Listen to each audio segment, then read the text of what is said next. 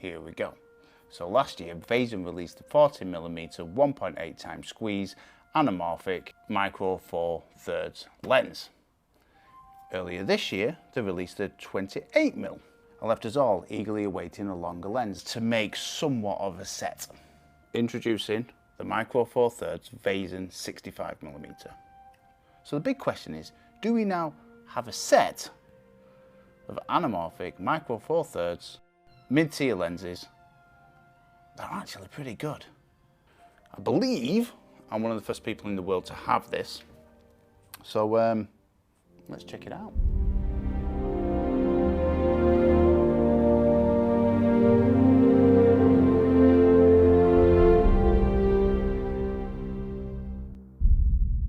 So here we go, my first review of anything. Now I will assume if you're watching this, you've got a reasonable understanding of lenses and anamorphic lenses and how anamorphic work and all the rest of it. So I'm not going to go into all that. If you do want a more in-depth tutorial on anything really, pop a comment down below and we'll see what we can do. You're in the way, mucker. So what we're going to look at, we'll look at a lot of things. We'll look at the form factor, we'll look at the build quality, we'll look at the focal range across the set, sharpness, aberration, minimum focus, lens breathing interestingness. And how can we discuss anamorphics without talking about flares? Flares. I'm from the north of England, it's flares. There'll also be a couple of tips, how to get a macro shot out of them, will they go on a gimbal, what size gimbal you're going to need, because it's different for the 28. So yeah, let's not around. Let's get to the facts and figures. So a 1.8 times squeeze will give us a 2.39 by 1 from a 4x3 micro 4/3 sensor. A fast aperture from T2 for the 40 and the 65 and 2.2 for the 28. A close minimum focal distance for anamorphic lenses. Minimal breathing, low chromatic aberration, buttery smooth function, their words not mine. Compact, lightweight and great build quality. That's a lot of promises in this price range, so how much are they? You'll be able to get the set for $8,950 or $3,250 if you buy them individually. P&S, Cook, ARRI, you know, all the higher end anamorphic lenses. Now they start, the cheaper ones, for around about $14,000 each. So you get here, you're getting a set for a lot less than you would for one of those, any of those, old or new. And then you've got vintage lenses, such as your Cowas. And yeah, just good luck finding a decent set. I've got mates who own hire houses and they spent years just trying to pull a decent set together. And obviously they've probably got far bigger budgets than you and me. So the only real competitor to these then is SLR Magic. And I've used them and yeah, you'll find out why I think these are far superior and cheaper. So build quality and form factor. The 40 and the 65 are similar to higher end in form factor. Definitely lighter, but be warned, they are still heavy. There's no cheap plastics here. There's a lot of glass in there. They're front heavy as well, of course. Especially the new 65 because it's about 20mm longer. A micro 4/3 as a lens mount is nowhere near as strong as PL, so you absolutely have to use a lens support with these. I use a support that comes underneath, but they do have mountings. The 40mm has numerous mountings. The 60mm just has the two in the places where you would want them. It's similar design to high-end gear, so your first AC is not going to have any complaints. They've got a really nice long throw on them, so you can really nail your sharps. If you are a solo shooter, it's a struggle. It is really difficult to use without a follow focus because of the size of that throw. They are made for professional use, so yeah, get a follow focus. Its competitors, such as SLR Magic, when you pull sharps, the front of the lens moves in and out. There's none of that with this. I've got a 95mm matte box. It just slots nicely into there. They do give you an additional ring, which will allow you to attach a screw thread onto it. The 65 actually has a screw thread. What size is that? I didn't know that. That's good because the 40mm doesn't have a screw thread on the front at all. So I popped the 40mm on the camera so we can now look at the 28. It reminds me of the Samyangs, or the Rokinons for you guys who call a liquid a gas. What's that all about? For you brethrens over there, it's a very similar size to a Rokinon 35mm, but way heavier. The design internally and externally is entirely different, as you'll see once we start to look at the images. I'm split between these two designs. I mean, the technology to get everything compact and in there. You can throw it on a gimbal. I've got like a Weeble S as a kit gimbal. With the Zcam E2, it balances perfectly fine on there. There's no way on earth that the Weeble can handle either the 40 or the 65. It's just way too much weight and way too far out. And with it being the widest lens of the set thus far, it's perfect for gimbals. There you go. It's a pretty thing. It's heavy. Everything is buttery smooth. They're not lying. You know, you got a nice amount of friction in there, nice amount of resistance. For my taste, I'd like it a little bit freer, especially if you're working on your own. You're not messing about with a follow focus, you're just trying to do everything off the barrel. Unless you're on like an O'Connor head, you're gonna get some kind of movement in the camera. That's just another advert for getting a follow focus on these guys. Because of the different sizes, I mean, you're perfectly fine with the 65 and the 40 because you're not gonna have to move the gearing. You know, you're gonna be able to just swing them straight out. Where if you swing to the 28, everything's got to change. So you're going to need to allow for an extra 30 seconds or a minute to do a lens swing if you're gonna go from the 28 to either of the other two lenses. Well, there's a lot of promise in this little fella. Will it live up to brand? Will it compete with these two? Well, we'll find out. So the focal range across the set, we're now going from a 28 to a 65 with the 40 in the middle. That's not bad, guys. That means that you could now legitimately choose to shoot a project on Vazen glass with not a world of compromise. Would we like something wider than a 28 or longer than a 65? Of course we would. But, you know, with the help of diopters and really high resolutions to get a little bit of extra length, we could see a feature film shot on Vazen glass. We've certainly seen feature film shot on Micro Four Thirds before. Food for thought. The 28 and the 65 have both been expected to be slightly softer than the 40. They're arguably sharper. Yeah, wide open, it does soften up a bit, and that's not just depth of field. Step it down to 2.8, 4, they're just ping for this price range. Again, I keep saying this, in this price range, but you know, you can't ignore the price of these. I do prefer the softer image of an anamorphic lens, but give me the option, I'd rather have a sharp lens all day long because I can always soften it up a bit in post. The stuff I can do on set, the stuff I can do in camera to soften it up a little bit. There's only so much sharpening you can do in post before it looks dreadful. And that's not a lot. Like, you can tweak things, but that's it. Otherwise it looks like some YouTubers made it. So in summary, they're sharp. You know, step down a bit like you do with 80% of lenses out there and you'll find what you're looking for. So aberration and distortion then. Aberration should be a video all in its own. You'll be pleased to know we're not going to get too technical on this. I mean, we could do, but you know, you'll have to let me know below if you want to, because let's just discuss what's important. It's about the look.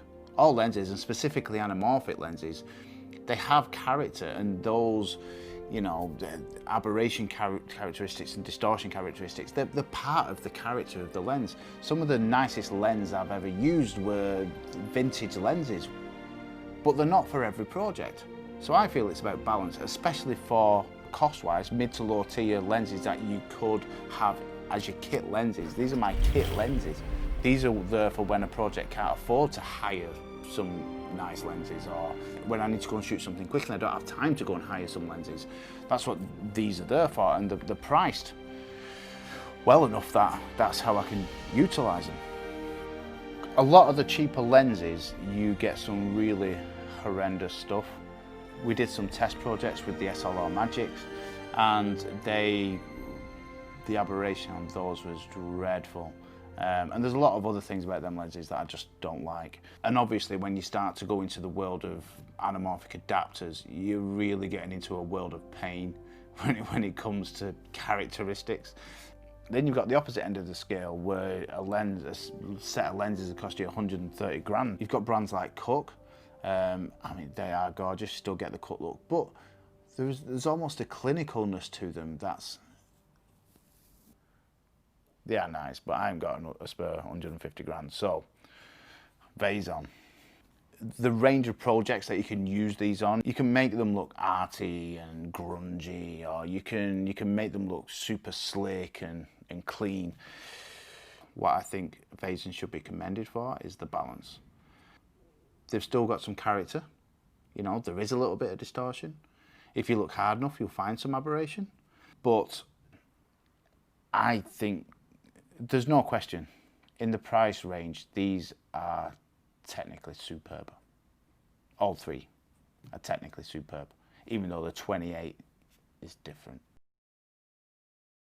Minimum focus. It's a big deal. To me, it's almost as big a deal as your f-stop or t-stop. When I'm researching or considering hiring or purchasing a lens for a project, I have stopped researching as soon as I've seen the minimum focus, or you know, similarly when you see a t-stop or an f-stop and you go, that's just not going to do the job. Although 2.7 for the 28 and the 40mm sounds like a lot, and 3.6 for the 65mm sounds like a lot. That's not a lot in the anamorphics world. However, there was some inconsistencies. I did a little test. Although the 65 and the 40 were very close, I'm talking millimeters, like 2mm and 5mm better than advertised, but the 28 was 55mm shy of minimum focus. And when you're talking about minimum focus, that's a lot. There's got to be a joke in there somewhere. So overall, not bad. The 28 lets the range down a little bit. When Vazen announced that they were going to release a 65, just raises the question of macro. So it's not uncommon that a DP would have a 100mm spherical macro on set to allow the production to get those close-ups. And to an extent, you kind of get away with it. I've even anamorph hacked macro lenses so you can still get that telltale bulker, just to help you get away with getting those close-ups. But there is other ways you can achieve that macro ability of the lenses, well, any lenses really. Traditionally, there's two ways to turn a non-macro lens into a macro lens. You either use diopters, you will lose your infinity, and the heavier that you go with your diopter, the more you'll reduce your maximum focal distance. And of course, it throws all these measurements completely out. Again, I did some rudimentary tests with these and a pineapple. I bought a cheap set of diopters off Amazon. I'll put the link down below. And they work fine. It's a fiddle. You know, you're not going to be grabbing any quick extreme close-ups.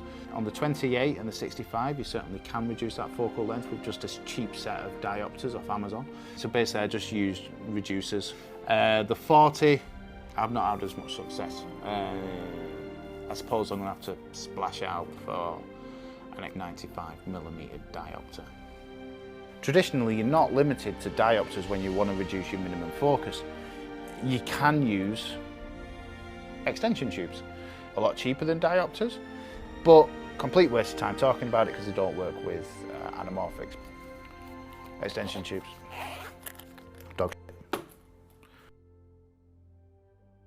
An inherent issue with anamorphic lenses and photography lenses and some of your cheaper cinema lenses, very cheap cinema lenses, is breathing. They do breathe, of course they breathe. When you're doing your rack focuses or whatever, you know, you just need to keep in mind, they will breathe. 40 and 65, very similar. But the 28, for some reason, breathes in the opposite direction. So when you're pulling from something far away to up close, these two lenses will breathe in, effectively zooming out. Breathing in. Because breathing, you explain breathing as in, you breathe in is more like a zoom out, and when you breathe out, it's more like a zoom in. So this is confusing, but you know what I mean. They're the opposite. There is another telltale sign that the 65 and the 40 have different internals to the 28. They have different coloured flares. Across the three lenses, the flares are relatively consistent. In terms of the shapes and the types of flares that you're getting, it's the same. And you've got the whole variant of anamorphic flares. You know, you've got your little rainbows, you've got your streaks, they've got the lot. Easily managed, thankfully. For some reason, whether it's the type of glass or whether it's a coating or whether it's just the design, these two give you a very blue flare. But then with the 28, it's kind of the opposite end of the colour spectrum. You get an orange streak and an orange flare. There is some blue in the 28, it's not just orange, and there is some orange in the 65 and the 40, it's not just blue. Obviously you get a variation of colours, and that depends largely on your light source and what colour temperature your camera's on. It depends on a lot of things. But the type of flares that you get across the range are very similar. It's just that with these, they do tend to lean more towards the blue end of the spectrum. I prefer it to be the other way around. But none of the lenses are exclusively blue or orange or anything like that. I mean, as you can see, that's the 28, and there's a bit of a blue streak from there. It's not very powerful like that one behind me, but personally I do prefer a more orange flare. I feel it's more organic, it's more subtle. I'm not looking to remake Blade Runner anytime soon or make a Star Trek movie. Thankfully, the flare across the set is easily tamed. I mean, if you want flares for days. Go wide open and go dizzy with flares. You can pretty much choose what sort of flare you want by, you know, playing with the T-stop, playing with your focal length, your light source position. These lenses have more flare characteristic variants than a bag of Rebels. That's from our British contingency. If you know, then you know. So there you go. In summary, the Vazen lenses have almost a perfect balance of characteristics and technical accuracy. They're not perfect, but they are far better than anything that I've used in the price range. And they have just enough character that makes them really versatile in terms of the projects that you can use them on, that you would choose to use them on. Hence why these are my kit anamorphic lenses. Stay safe, people. A good sign-off line. Stay safe, people. Hence why I chose. So subscribe, lots of great content coming. Stay safe, keep it real. Don't point when you're doing your outro. Subscribe, don't cost anything. Keep it real, man. It's just, you know what I mean? Got lots of great content coming. Stay safe, keep it real. Get real, get safe. Get some Vazen lenses.